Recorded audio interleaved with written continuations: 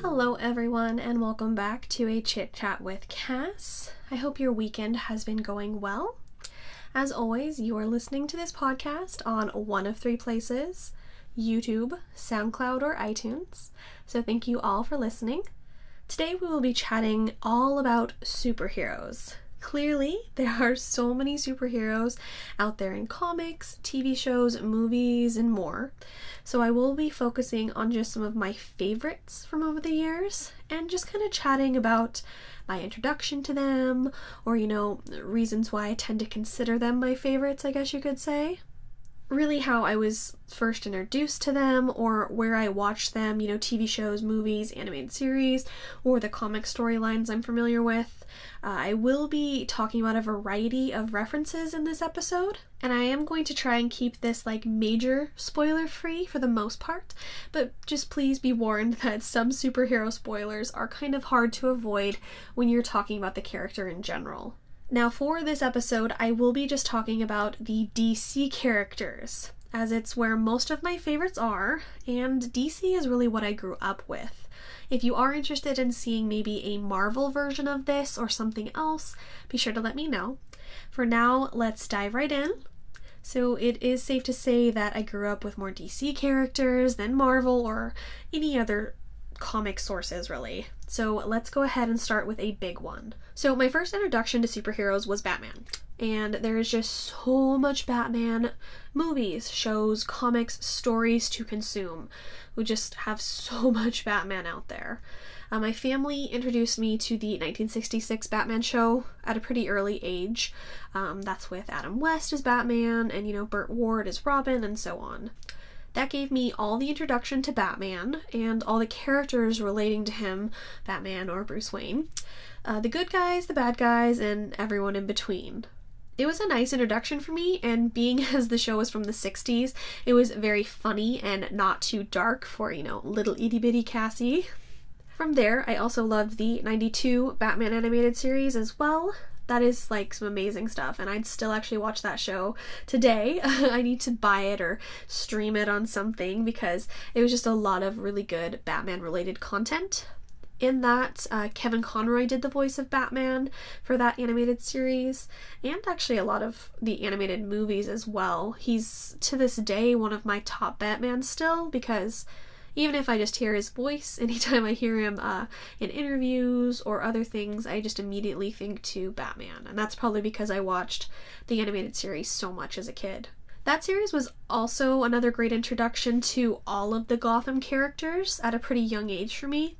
It has a lot of the favorites, Mark Hamill's Joker is one of my favorite Jokers as well. We also got the introduction to Harley Quinn on the animated series, which I guess a lot of people don't actually know her origins. It did start on that series. It's safe to say that Batman has some of the best villains out there, I think. And on these various TV shows, you really got to know the different characters and see a variety of those different villains.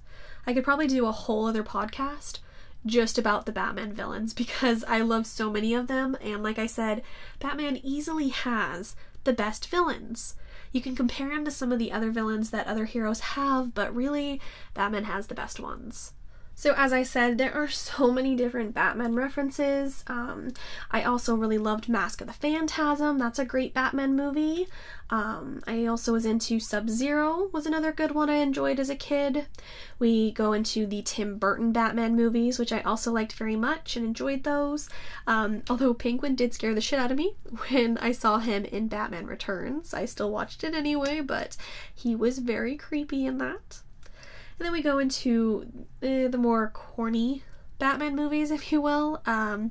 Like Batman Forever, Batman and Robin. As a kid, I didn't really mind them, but as an adult, they are definitely more hokey than some of the other Batman movies. And Val Kilmer and George Clooney are definitely not on my top list for Batman castings. Not to say I don't occasionally watch those movies, because sometimes you just want to watch a Batman movie, but they are pretty corny. moving into the Christian Bale Batman movies, I was actually just talking about these 3 movies the other day. I feel like Batman Begins was good, Dark Knight was amazing, and then Dark Knight Rises was not good. I'm not a fan of that one. So the series, for me, it kind of like peaked and then dipped back down. We also have like about a million other animated movies, both for kids and for adults as well. Some of them are definitely more geared towards the adult fans. There are literally so many different Batman movies, so many different Batman sources. It's really insane. And you know, in 2016, we got the animated version of The Killing Joke, which is a super popular Batman story. I remember everyone being super excited for that one to come out, and I actually went and saw it in theaters because of it. Kevin Conroy and Mark Hamill both came back for it, so I was definitely excited for that casting because, as I said, I've grew up with them on the Batman animated series, them being Batman and being Joker. I really enjoy the Killing Joke comic, and I will say that I enjoyed the movie if, the big if, you take out the first part of it.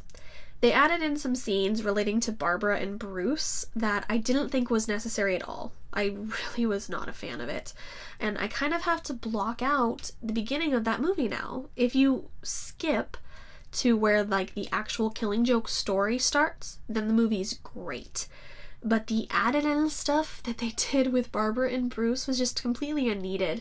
They took a really good storyline and just, I don't know what they were thinking, why they needed to add that in, but I was definitely not a fan of the opening of that movie, and I know some other fans agreed with me as well. And today we have Ben Affleck as Bruce Wayne and or Batman.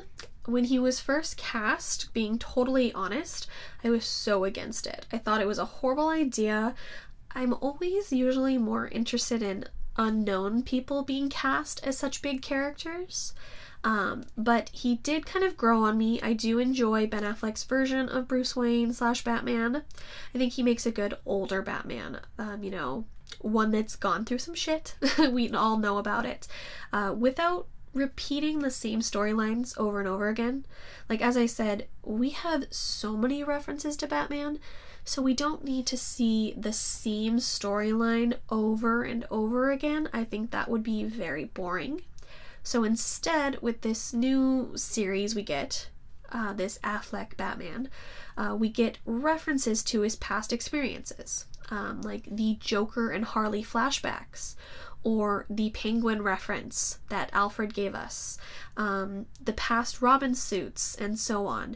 It's done in a way where it's referencing the past that if you're a fan of Batman you are familiar with, but it's not having to like repeat it over and over again, if that makes sense. But I do think that he kind of makes a good grumpy Batman. So obviously Batman is one of the heroes that doesn't have any powers, just training and gadgets really. In the new Justice League movie, he says his superpower is being rich, and that is very accurate for Batman / Bruce Wayne. But I love that he doesn't have powers. Not to say that I dislike superpowers, but for Batman specifically, I do like for his character. It's just something I like about him. Not having the powers, just the training and the gadgets. So, keeping with the Batman theme, but moving a bit away from Bruce, another favorite hero of mine is easily Batgirl. This is another character that was introduced to me in 1966 series. She was played by Yvonne Craig in that series, and that is my favorite Batgirl. I want one day to own a purple Batgirl suit, like from that show. I think I have to add that to my bucket list because I love that suit so much. I wanted her little vanity that flipped the wall, and of course the like secret passageway to her motorcycle. That was so cool to me when I was little. I was all about Batgirl.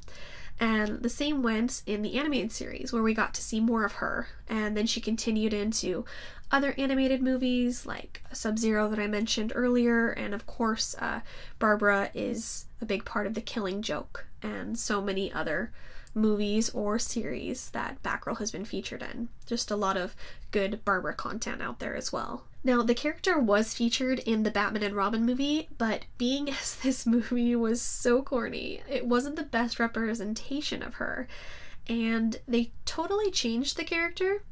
So I don't really care for this for a few reasons. I like my Batgirl to be Barbara Gordon, Commissioner Gordon's daughter.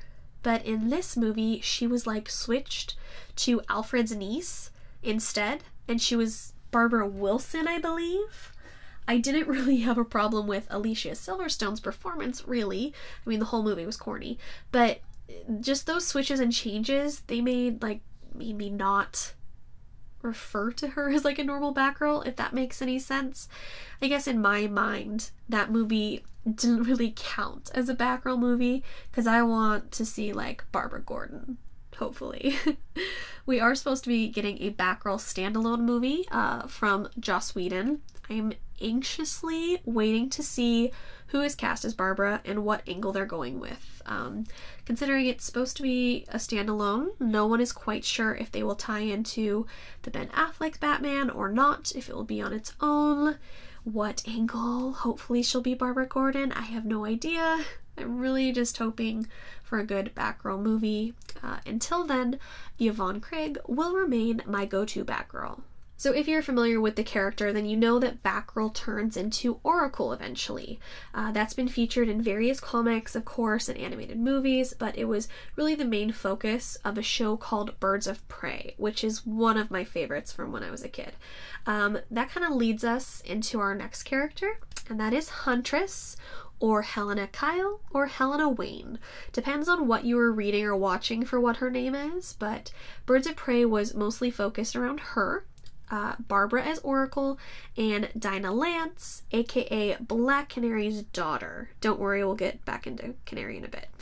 So obviously the Birds of Prey comics are very popular, and this show was very much inspired by that set of comics. So basically, Helena, or Huntress, is the daughter of Batman and Catwoman, or known as Selina Kyle and Bruce Wayne. I really enjoy her character and the storyline of Selina and Bruce's love story, if you will. Now, a lot of people don't prefer Helena's storyline. They instead like the world, or the Earth, I guess you could say, where Damian Wayne is Batman's child, which, okay, whatever. But I'm just not really into storylines where Talia al Ghul date rapes Batman, and then boom, we have a son being raised by the League of Assassins. That's like essentially Damian Wayne's storyline, and I don't care for that. So instead, I like the Batman and Catwoman storyline, where we have Helena. She's a favorite of mine, and I guess she would be considered more of a Earth 2 storyline, I believe. You know, different realities and so on. All that fun superhero mumbo jumbo. So on Birds of Prey, Helena was played by Ashley Scott, and Barbara was played by Dina Meyer, and I seriously loved this show. It sadly got canceled way too early. Back then, the WB was all about putting all of their attention and everything into Smallville, and it didn't really care for like the darker Gotham angle of things. You'll find that Gotham is always much darker than the other superhero things, so it was much more like focused on the Superman, positive Smallville stuff instead of the Gotham angle with Birds of Prey. But it's safe to say that this was one of my favorite shows growing up. I already loved Batman, so the idea of Batgirl and Batman's daughter working together was super cool to me. I just loved the team that they created on that show and within those Birds of Prey comics as well. Depending on what you're reading or watching, Helena may have powers or metahuman abilities. She did on the show, but that isn't always the case. It does switch depending on, like I said, what you're reading, watching, etc. It kind of goes along with sometimes Catwoman does and sometimes she doesn't. It all depends on which version you are referencing. Alright, so have we heard enough about Batman or people relating to Batman? I said it was a big one, and it is. I guess I'm a big fan of everything Gotham, if you will. So let's move along to some other DC characters that I enjoy. Another one we have is Superman. Also been played by a few different people, not as many as Batman, that's for sure, but a few different options. So I think it's safe to say that when most people think of Superman, they think of Christopher Reeve. Even decades later, his part in Superman in 78 and after is what most people think of. And that's the Superman that I think of as well. I do think that most Superman actors are often like compared to Christopher Reeve as well. He's a go-to for a lot of people, so it makes sense that they would make that comparison. For a while, I also watched Smallville, where Tom Welling portrayed like a younger Clark Kent before he was like full-on Superman. So sometimes I do think of Tom Welling as a Superman too when I think of that specific character. But I never actually watched all of Smallville. Kind of bits and pieces off and on over the years.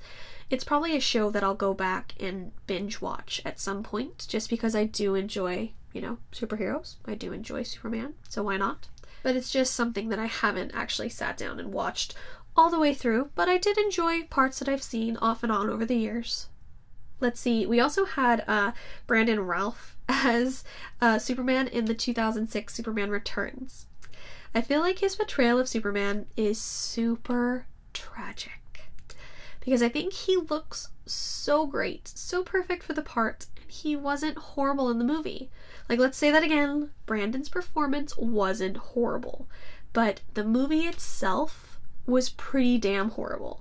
It wasn't written right, and they kind of made Superman into a bit of a stalker, but Brandon Routh was still such a good casting. It's just, like, really unfortunate that the movie wasn't very good because they had the right guy to play the part. He was a great Superman, but hey. Brandon Routh is a good actor, and if you watch him on the CW shows, then you get to see him on Legends of Tomorrow, where he now plays the Atom. And they like to make Superman jokes and scenes with him and so on, so that's always comical. And then, of course, we have the newest version of Superman, played by Henry Cavill. So that was introduced in Man of Steel, and then Batman vs. Superman, and Justice League as well. I'm very hit or miss with Henry Cavill's Superman, and I feel like it's probably because the kind of hope or positivity that comes with Superman's character is lost with him. Like, he's very more brooding, you could say, and it is darker. And like I said, I don't mind darker superheroes, but they've kind of altered the Superman character, I feel like. So sometimes I enjoy this new Superman, and other times I do, like I said others do, I compare him to Christopher Reeve, and I don't know if I like this new interpretation of Superman. So speaking of the CW shows, let's jump over to Superman's cousin. Supergirl is another character I really enjoy, especially on the CW show Supergirl. On there, she is played by Melissa Benoist. I love Melissa's portrayal of Kara on this show. She's just like so cute, which that might sound like an odd comment, but that's how I've always seen Supergirl. Very cute, who can also kick your ass. Sometimes I feel like people really try to over-sexualize Supergirl a lot, which is, it's not that unheard of for females in any sort of superhero context. I mean, take a look at any superhero costume in a comic. Looks cool or sexy? Sure. Practical compared to all the guys' outfits? Nope, probably not.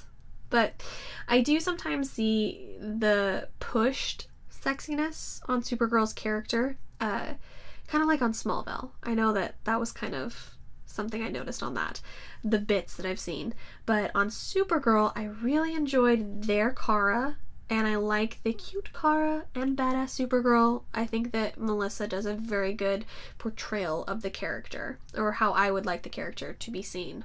Helen Slater, who played Supergirl in the 1984 Supergirl movie, actually plays Kara's adoptive mom on Supergirl, which is cool. I like those little add-in references. They include other past Superman characters within the show as well, like Dean Cain is her adoptive dad, Terry Hatcher was a villain one season as well, and both of them were on the Lois and Clark show from the 90s. Hell, they even feature Linda Carter on Supergirl as the president, which is very cool, and in case you don't know, Linda Carter played Wonder Woman in the 70s. Another character I enjoy is on Supergirl as well, and I thought I would briefly mention him, and that's Martian Manhunter.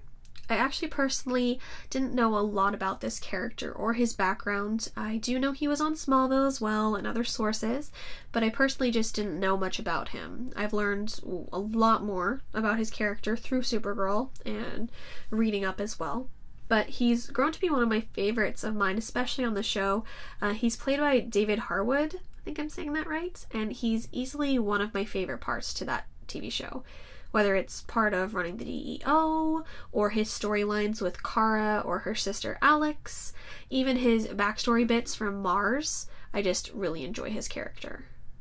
Moving along into further CW shows, how about the show that started the whole CW universe, and that is Arrow. So of course Green Arrow is on my list as well. On Arrow, Oliver Queen is played by Stephen Amell, and I enjoy his performance very much. I'm a big fan of his. On Arrow, it is definitely a much more brooding Oliver Queen. It could be easily compared to Batman in that sense, because sometimes, depending on the source material, we do see a bit more of a grounded or a balanced Oliver Queen, but once again, that's going to depend on the source material. I feel like the Oliver on Smallville was very different compared to the Oliver on Arrow. So, like I said, it just kind of depends on what you're watching, what you're reading, or listening to. The Green Arrow, of course, takes inspiration from Robin Hood. You know, the green, the hood, the arrows. You get the picture. Arrow is the darkest of the CW shows easily, that's safe to say. And some people don't like that, while others, like myself, enjoy its darker aspect. I don't think that superhero shows or things need to be all about bright colors and smiles and saving the day. I do enjoy darker storylines. We get a lot more of that on Arrow. Maybe that's why I like Gotham more and have so many favorites within the Gotham world, because I do like the darker storylines. As I said, I am a big fan of Stephen Amell as Oliver Queen, but really the entire cast is amazing. I could ramble on about all of these great characters on Arrow, but that would just seriously take forever, and I'm really trying to be brief about my favorites and just focus, because I have a lot of favorites in DC, but just to briefly name some other really great characters on the Arrow show. I love John Diggle or Spartan, Thea Queen or Speedy, Felicity Smoke or Overwatch. Well, when they write her positively, that kind of, sort of. Felicity is like hit and miss. Sometimes she's really good, and sometimes her storylines are very dramatic. We also have like Roy Harper as Arsenal, Slade Wilson as Deathstroke, is a big part of Arrow. Malcolm Merlyn, Mr. Terrific, Nyssa Al Ghul, Katana, and like various versions of Black Canary. Laurel Lance as Black Canary, Dinah Drake as Black Canary, or Sarah Lance as just Canary. So many amazing characters just on Arrow alone. It really is a good show to start out the entire Arrowverse. Moving right along, let's jump into Black Canary, because where there is a Green Arrow, there is almost always a Black Canary. Black Canary is one of my favorite females in the DC universe.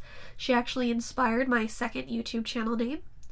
Black Canary was one of the original core members in like the World War II era of the Justice Society.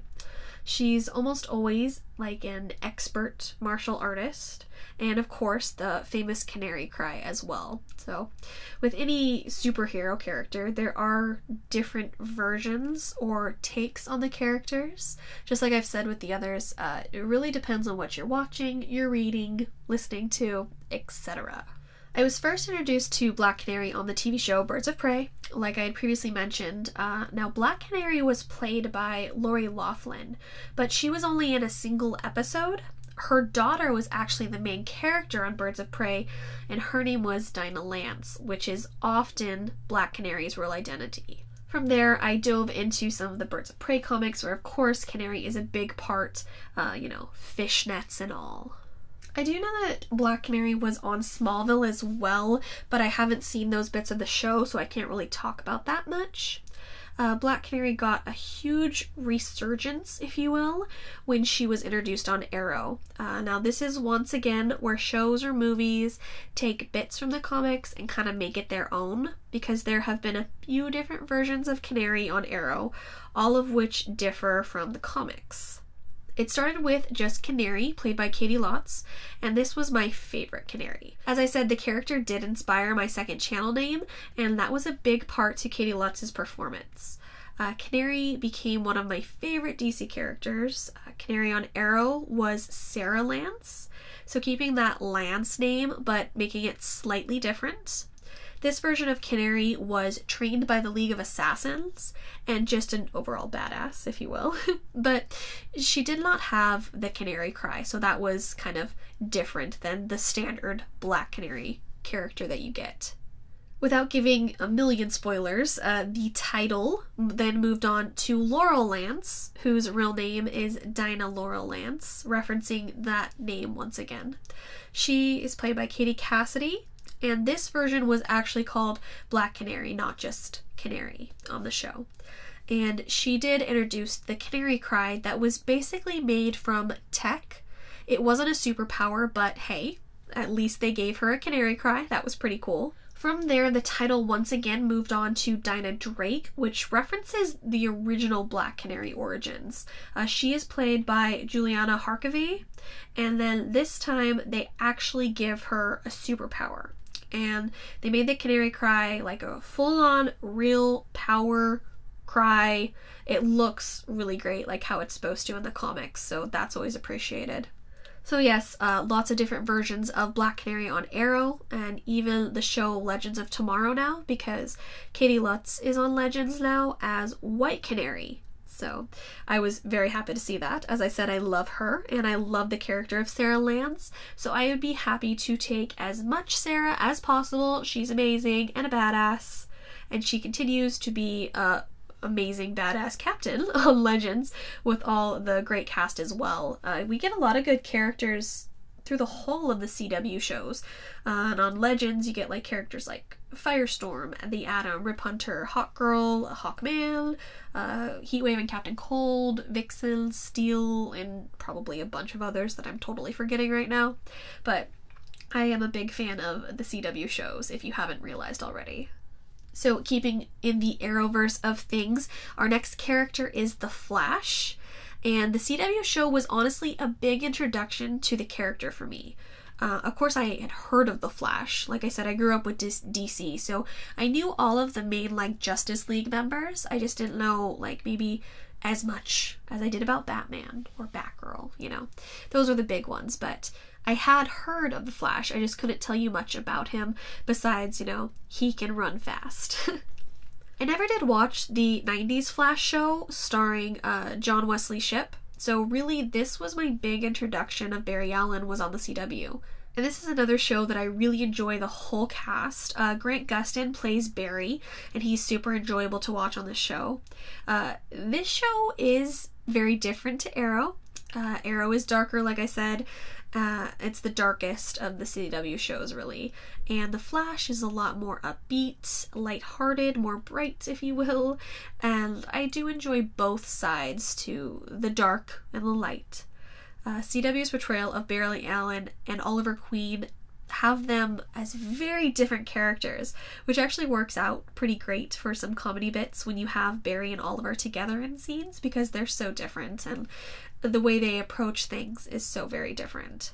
The whole Team Flash is very enjoyable to watch too, so even though I didn't know much about Flash growing up, he has become one of my favorite DC characters just because I do really enjoy the show, and the show inspired me to, you know, read up more about the character, learn more, things like that. So really it's props to the show. The TV show also has a great way of adding in things from the past Flash references, which makes things interesting, kind of like on Supergirl.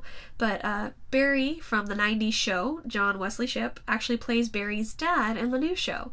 So it's just like little details like that, the throwbacks, that make the show very interesting and entertaining. I enjoy when TV shows or movies do things like that. I really enjoyed Grant's portrayal of Barry Allen, so when they did announce that the new Flash for the DC movies, I was a little worried because I'm so used to Grant Gustin, but I have to say I did enjoy Ezra Miller as Barry as well. We've really only seen him fully in the Justice League movie, but I could easily watch a standalone Flash movie with Ezra Miller because I think he did a really great job. I believe they might be doing a Flashpoint storyline for the movie, his standalone movie, but you know, time will tell because the DC movies, they don't always have their shit together in the movie universe.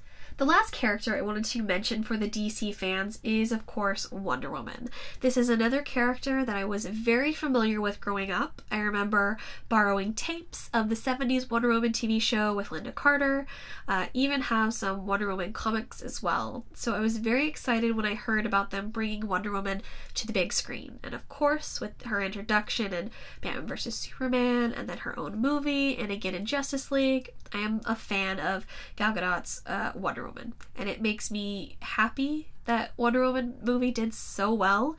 It's easily opened the gate for more female lead superhero movies. Of course, they've announced that they're doing the Batgirl movie, like I said, and even Marvel is now in talks about doing a Black Widow movie because of Wonder Woman's success. So yes, I did have to include Diana Prince for this list. I actually have this little pocket-sized Wonder Woman wallet that I've literally had for years, and it has a big Wonder Woman logo on it, and I keep saying, oh hey, I liked her before it was famous, because now these days there's Wonder Woman stuff everywhere, which is good. That's great.